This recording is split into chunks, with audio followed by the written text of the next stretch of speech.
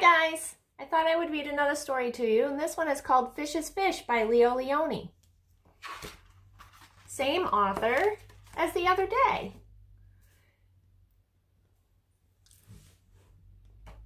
At the edge of the woods there was a pond, and there was a minnow and a tadpole swam among the weeds.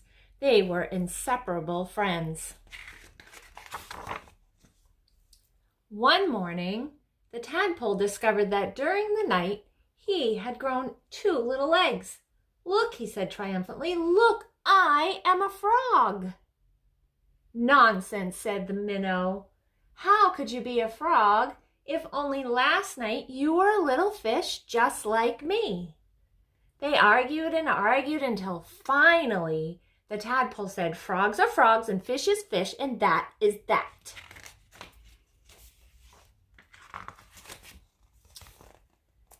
In the weeks that followed, the tadpole grew tiny front legs, and his tail got smaller and smaller.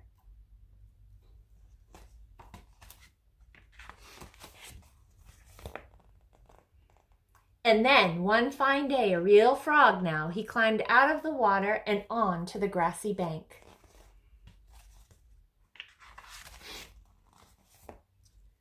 The minnow, too, had grown and had become a full-fledged fish. He often wondered where his 4-footed friend had gone. But days and weeks went by, and the frog did not return.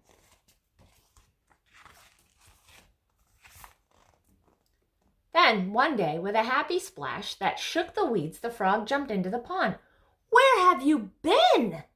asked the fish excitedly. "I have been about the world, hopping here and there," said the frog, "and I have seen extraordinary things." "Like what?" asked the fish. "Birds," said the frog mysteriously, "birds." And he told the fish about the birds, who had wings, 2 legs, and many, many colors. As the frog talked, his friend saw the birds fly through his mind like large feathered fish. "What else?" asked the fish impatiently. "Cows," said the frog. "Cows? They have 4 legs, horns, eat grass, and carry pink bags of milk." "And people," said the frog. "Men, women, children," and he talked and talked until it was dark in the pond. But the picture in the fish's mind was full of lights and colors and marvelous things that he couldn't sleep, as if he could only jump about like his friend and see the wonderful world.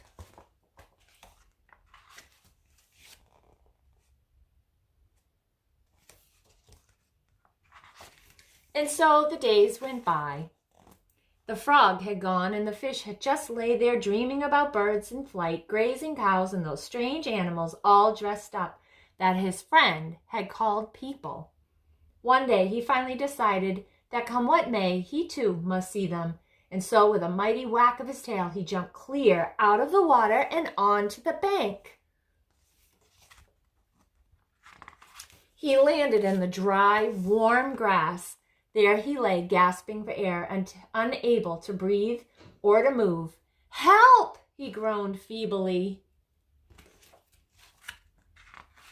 Luckily, the frog, who had been hunting butterflies nearby, saw him and with all his strength pushed him back into the pond.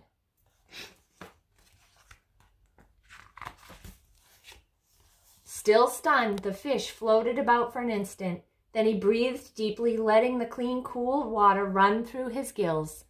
Now he felt weightless again, and with an ever so slight motion of the tail, he could move to and fro, up and down, as before. The sun rays reached down within the weeds and gently shifted patches of luminous color. This world was surely the most beautiful of all worlds. He smiled at his friend the frog, who sat watching him from the lily leaf. "You were right," he said. "Fish is fish." And that is the end. Fish is fish. There isn't anything you need to do with this story, but if you want to draw me a picture of your favorite part, go ahead.